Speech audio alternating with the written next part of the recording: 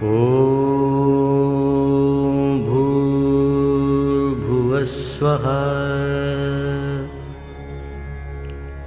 तत्सवितुर्वरेण्यं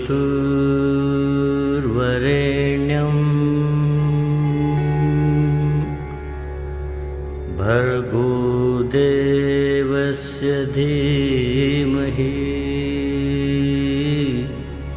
धियो यो न प्रचोदयात्।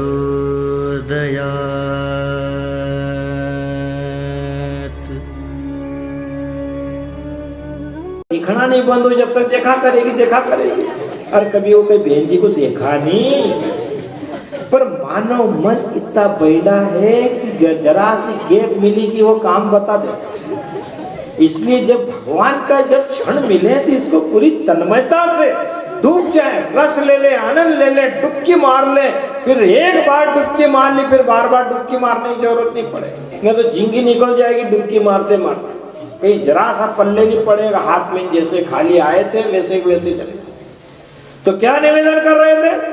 तो एक बार हम वहाँ हरिद्वार गए भी है, तो रिजर्वेशन का टिकट हमारा कैंसिल हो गया। लोकल में गए, बड़े बड़े झोले। अब ट्रेन आई, झोले हमने उठाए। अब जैसे घुसने लगे वो झोले आड़े उसमें खिड़की में, न पब्लिक का इधर से दबा, पब्लिक का हटा, कहाँ झोले वोले यहाँ नहीं जाने देते ना। हमको दिख रही कि ये सीट खाली है, पर लोग बैठ गए। आखिरी में फिर पूरी पब्लिक बैठी, फिर हम झोले लेके वहाँ गेट पास ऐसे खड़े रहे, झोले रख दिए हमने।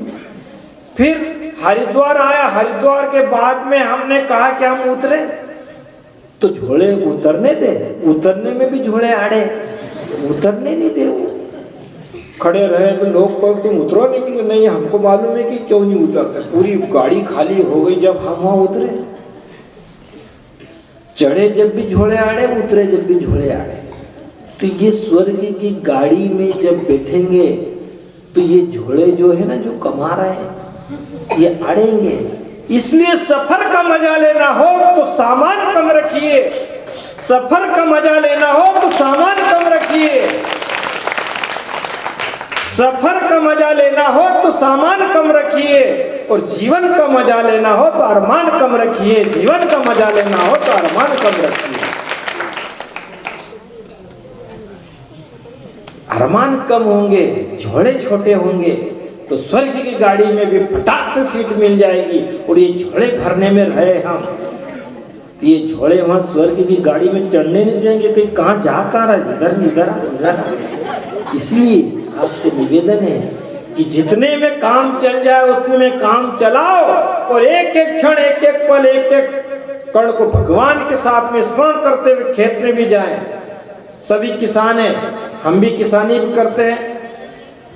वहां काम करें तो स्मरण हमारा भगवान के इसमें रहे। हे भगवान, सद्बुद्धि देना, सद्ज्ञान देना, सच्चिंतन देना, अच्छा सोचो, अच्छा चिंतन करो, अच्छा पड़ोसी बनकर दिखा देना, अच्छा भाई बनकर दिखा देना, अच्छी बहू बनकर दिखा देना, अच्छी पत्नी बनकर दिखा देना, अच्छी सास बनकर दिखा देना। ये मंत्र बन जाएगा। और गायत्री का मंत्र याद हो तो अति उत्तम। आज हम आपको आवश्यकता है सद्बुद्धि की है, सद्ज्ञान की है, सच्चिंतन की है।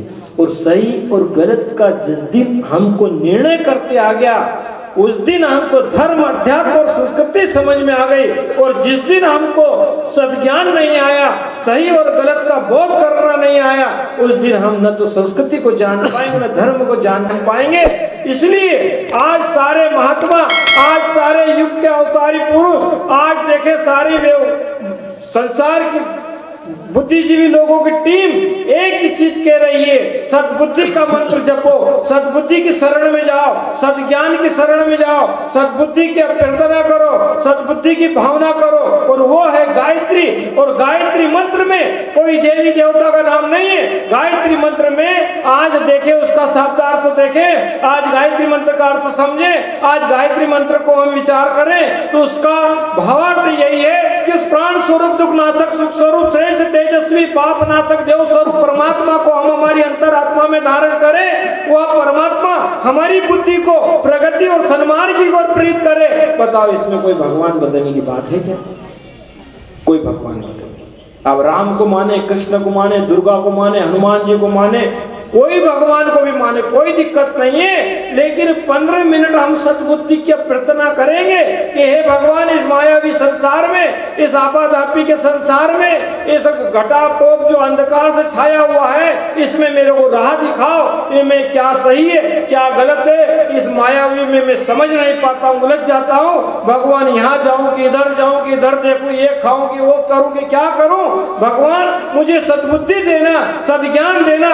ये जब भाव हमारे अंदर आ जाएंगे तो हमको किसी के पूछने की जरूरत नहीं कि किधर जाऊं और क्या करूं। असमंजस्य वाले जो जीवन है, जो आज कंफ्यूजन वाले जीवन है, वो सारे समाप्त हो जाएंगे और हमको सही और गलत का बोध हो जाएगा।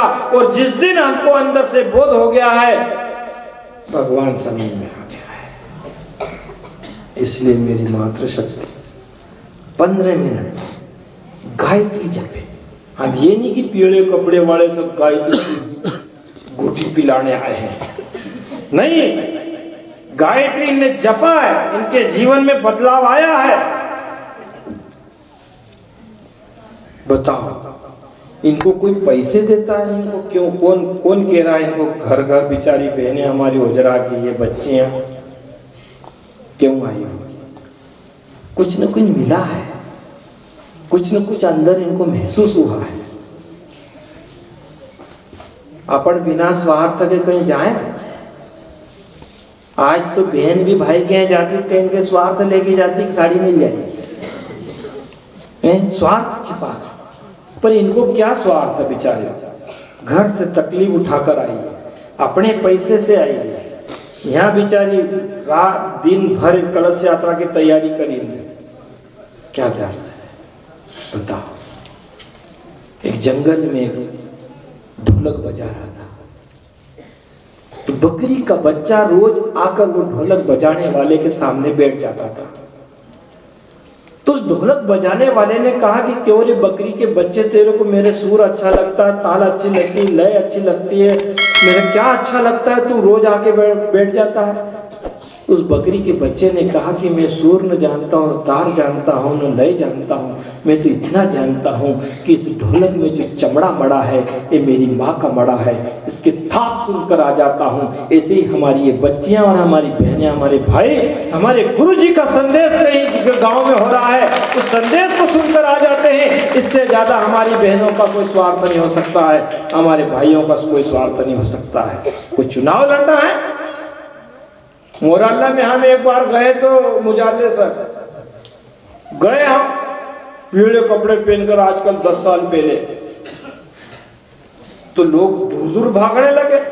तो मैंने कहा भाई साहब दूर दूर क्यों भागने लगते हो? बोले इस गांव में 2 व्यक्ति आते हैं, एक तो वोट मांगने आते हैं और एक तो ये चंदा मांगने आते हैं। मैंने कहा भैया हम न वोट मांगने वाले हैं न चंदा मांगने वाले, हम तो हमारे गुरु जी की बात को आप तक पहुंचाने के लिए आप तक लाए हैं। तो दरी भी हम ले गए, माइक भी हमारा ले गए और हमने कहा कि इस पे बैठकर सुनो। 3 बहनों ने जो त्याग किया है, वास्तव में इनका समर्पण, हमारे भाइयों का समर्पण आपके गांव के प्रति। करौंदिया में युग निर्माण होगा ये भाव लेकर आए हैं। और जो गुरु महाराज ने वहां से चिट्ठी लिखी है कि जाओ हमारी बहनों को, करौंदिया की बहनों को ये संदेश सुनाकर आ जाना। और हम कोई प्रवचन करता नहीं है, हम बहुत बड़े ज्ञानी विद्वान नहीं है, हम तो ये हैं कि हमारी बहनों से मिलने आए हैं, हमारे भाइयों से मिलने आए हैं। हो सकता है कि कोई बात ऐसी हमारी बहनों की निकल आए और उस समस्या का समाधान हो जाए, इससे बड़ा हो ही नहीं सकता है। इसलिए हमारी मातृशक्ति आपसे निवेदन है कि आज का कार्यक्रम ये है, इसको गाढ़ बांध लेना, कुछ लेकर जाना। हमारे भाई साहब एक भजन गाएंगे, उसके बाद आगे की बात करेंगे। इसलिए गायत्री जरूरी है, सबके जीवन में जरूरी है। तो आपसे हमारा आत्मीय निवेदन है कि जब ऐसा लगे कि कार्यक्रम बंद करो तो उसी समय बंद कर दो। आपको जीवन प्रबंधन के बारे में बताएंगे, परिवार प्रकरण के बारे में बताएंगे, दाम्पत्य जीवन सुखमय व्यतीत हो इसके बारे में बताएंगे, और सास बहू का झगड़ा मिटाने का ताबीज भी लाए हैं। बिना समस्या का अच्छा काम हो ही नहीं सकता, और बुरा काम करने में कोई समस्या आती ही नहीं। पानी हमेशा ऐसे ढलान की ओर बहता है, उतार के ओर वो कि नहीं, उतार जले वो जो ले पानी, तो पानी हमेशा ढलान की ओर बहता है, और मन हमेशा पतन की ओर बहता है। मन हमेशा पतन की ओर बहता और पानी हमेशा ढलान की ओर बहता है। तो पानी को ऊपर चढ़ाने के लिए यंत्र की जरूरत पड़ती है। पानी को ऊपर चढ़ाने के लिए यंत्र की जरूरत पड़ती है, और मन को ऊपर लाने के लिए मंत्र की जरूरत पड़ती है। इसलिए मंत्र बनाए गए हैं। एक आदमी के यहां ताला लगा हुआ था, आया दूसरा आदमी उसमें ताले पे चोट मार रहा था। चोट मारते मारते थक गया, पर ताला नहीं खुला उसका। दूसरा आदमी आया, चाबी लगाई, फट से ताला खुल गया। तो जो हथौड़े मार रहा था, हथौड़े ने कहा कि क्यों रे ताले, मैंने इतने तेरे सिर पर हथौड़े मारे तो खुला नहीं, इतना बड़ा हथौड़ा तो खुला नहीं, और जरा सी चाबी क्या लगाई, फट से तो खुल गया। तो उस ताले ने जब जवाब दिया, उसको सुनना, ताले ने कहा कि हे हथौड़े, आपने मेरे सिर पर मारा तो मैं खुला नहीं, और ये चाबी जरा सी जो चाबी है ये मेरे हृदय में लगाई गई तो मैं फट से खुल गया। तो गायत्री मंत्र जो है हृदय परिवर्तन करने का काम करता है। गायत्री मंत्र जो है सद्बुद्धि लाने का काम करता है। गायत्री मंत्र है सही प्रेरणा देने का काम करता है। गायत्री मंत्र है सही राह दिखाता है। गायत्री मंत्र है अच्छा भला बुरा समझने के अंदर से बुद्धि लाता है। गायत्री मंत्र है सद्बुद्धि का मंत्र है। तो जब गायत्री उतरती है तो घंटों का काम मिनटों में, जीवन हमारा मिनटों का मिला है साहब। हम ये नहीं समझे कि बहुत दिन जीना है साहब, बहुत दिन रहना है साहब। कोई आदमी ऐसा सोचता ही नहीं कि मेरे को जाना है साहब। नहीं साहब, मकान बनाएगा तो ऐसे बनाएगा, 12 mm का नहीं 16 mm का सरिया लगाओ, मकान को देखने की जरूरत नहीं पड़ेगी। तो मकान कहता है मेरे को तो नहीं पड़ेगी पर तुमको जरूर पड़ जाएगी। पर आदमी अपनी कहाँ सोचता है, नहीं खुद की तो जाने की बात ही नहीं करता है। नहीं, विवेकानंद जी ने कहा कि जब ज्यादा कोई चीज से मोह हो जाए, ज्यादा आसक्ति हो जाए, धन से ज्यादा प्रेम हो जाए, धन से ज्यादा लगाव हो जाए, घर परिवार से ज्यादा मोह हो जाए, तो एक दिन कभी ऐसा अवसर मिले तो शमशान घाट में चले जाना, मुर्दे जलते हुए वहां पे दिखेंगे और लगेगा कि एक न एक दिन मेरा आखिरी स्टेशन यही रहेगा, मेरे को भी आना है। वहां पर सारा मोह भंग हो जाता है और वैराग्य आ जाता है। लेकिन कई भाई जाते हैं वहां पर, कहते कहीं नहीं है रे जीवन में, पानी को बुलबुलो सब यहाँ रह जाएगा।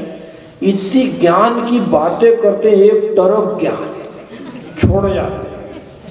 इतनी वो बेचारे वो सब को रचा रहे हैं, व्यवस्था कर रहे हैं, और वो ज्ञान के ऐसे फवारे और ऐसे छर्रे मारेंगे कि अरे बाप रे, तो ऐसा लगेगा कि इसको तो पूरा वैराग्य जागे।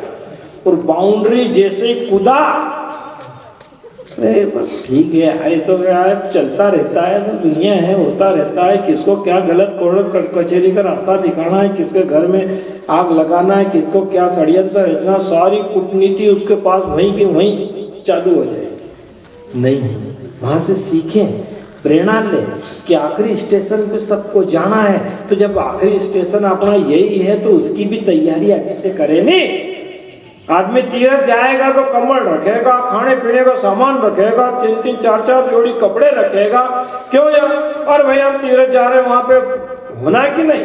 तो तीर्थ के लिए इतनी तैयारी कर रहे हैं तो मरने की भी तैयारी करना चाहिए कि भैया ये सब शमशान घाट तक साथी रहेंगे, पर इसके बाद तो हमारा पुण्य रहेगा, भगवान की स्तुति रहेगी, हमारी साधना रहेगी, हमारे सत्कर्म रहेंगे, हमारा श्रेष्ठ चिंतन रहेगा, श्रेष्ठ आचरण रहेगा।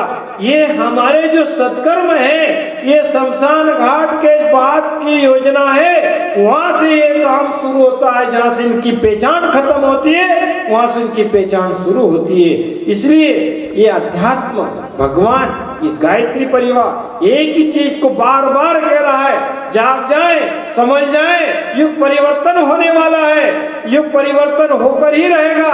हम अपने आप को बदल लें, अपनी मानसिकता को बदल लें, अपने विचारों को बदल लें, अपनी आदतों को बदल लें, अपने रास्ते को बदल लें, अपने श्रेष्ठ चिंतन को श्रेष्ठ चिंतन में लगा दे, दुष्ट चिंतन को बदल कर श्रेष्ठ चिंतन में लगा दे, तो ही हमारा जीवन सही होगा। नहीं तो फिर किसी कोई कहने वाला ही नहीं है ना। हर आदमी अपने आप में समझदार है, हर आदमी के पास ज्ञान है। नहीं साहब, जो ज्ञान है उसको इधर लाने का, पचाने का गायत्री मंत्र टानिक है।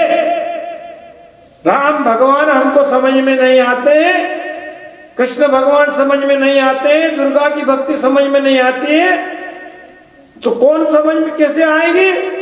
गायत्री मंत्र से विधि बताएंगे और विधि से विधाता समझ में आ जाएंगे। आपका हम इष्ट भगवान बदलने की नहीं बात क्या, गायत्री समझ में आती, सद्बुद्धि की प्रेरणा, सद्बुद्धि की अभ्यर्थना, सद्बुद्धि की भावना, सद्बुद्धि की भगवान से मांगना। आज भगवान के मंदिर में जाएं तो दिल पर हाथ रख कर कह देना, कोई प्रवचन ने अपना आत्म समीक्षा करे, सच्ची बात। क्यों भाई भगवान के मंदिर में जाते तो क्या मांगते हैं? सच्ची बात, रुपया दे दो, रुपया। अक्कल तो चाहिए तो हमें तुम कह दे दे। वहां भगवान कैसे बोलते पट्टे हैं? हरिद्वार गए, भारत माता के मंदिर में हम दर्शन करने गए तो बहुत सारी लाइन लगी थी दर्शन करने वालों, तो हम भी लाइन में लगे थे, तो दो चार ऐसे मांग रहे थे, तो वो लाइन में लगने वाले का यार क्या यार, भिखारियों की भी बहुत भारत में समस्या है यार, चाहे जहां मांगने लग जाते। तो मैंने क्या, भाई साहब भिखारी तो आप ही हो, आप चुपचाप मांगते हो, खुला मांग रहा है, अंतर क्या है? अरे भगवान के मंदिर में सच्ची दिल पर हाथ रखकर समीक्षा करे अपन, क्या मांगते? रुपया नहीं, गड्डी न गड्डी दे दो, अक्कल तुमको चाहिए, एक टरक खाली करी जाऊं काला। अब बताओ, पर जब गायत्री उतरती है, जब सद्बुद्धि उतरती है, सब ज्ञान होता है, आत्मबोध होता है, आत्मचिंतन करते हैं, तो भगवान के मंदिर में जाते हैं, एक ही चीज मांगते हैं, भगवान देना हो तो सद्बुद्धि दे देना, सद्ज्ञान दे देना, सच्चिंतन दे देना, अच्छा सोचे, अच्छा चिंतन करें, हमारे कर्म में वो मर्म भर देना, जीवन जीने की कला आ जाए, अच्छा पड़ोसी बनकर दिखा दे, अच्छा भाई बनकर दिखा दे, अच्छा पुत्र बनकर दिखा दे, अच्छी पत्नी बनकर दिखा दे, अच्छी बहू बनकर दिखा दे, अच्छी सास बनकर दिखा दे, भगवान सद्बुद्धि दे देना, भगवान भी खुश हो जाएंगे। क्या बात मांगी है, पर सब रुपया मांगने जाते हैं। तो जिनको भगवान कहते, जिनको रुपया दिया उनको पूछो तो सही कि रोज नींद की गोली खाते हैं, भूख लगने की भी गोली और खा ले तो उसको पचाने की भी गोली खाते बड़े बड़े लोग। ऐसा जीवन दे दो क्या? हाँ भगवान नहीं दिया तो भगवान भी माथा ठोकेगा, तेरी किस्मत खराब हो गई रे, तेरे को मांगना क्या था और क्या मांग रहा है। कई तो भगवान बजरंगबली के मंदिर में छोरा मांगने चले जाते हैं, तो भगवान कहते हैं कि अभी मेरी दुकान पे जो चीज मांगी वो मांगो, अभी मैंने शादी नहीं करी तुम छोरा मांगने आ गए। गलत दुकान पे गलत चीज का भाव पूछते नहीं भाई साहब, ये हमारे अंदर इतना तो होना चाहिए। क्या बात, इसलिए समय कितना हो गया, 9:15 आधा पौन घंटा परिवार प्रबंधन पे भी लगेगा, तो इसलिए अपन यहाँ अपनी बात को आगे हमारे रामलाल भाई साहब आएंगे गुरु जी पे और गायत्री पे और प्रकाश डालेंगे।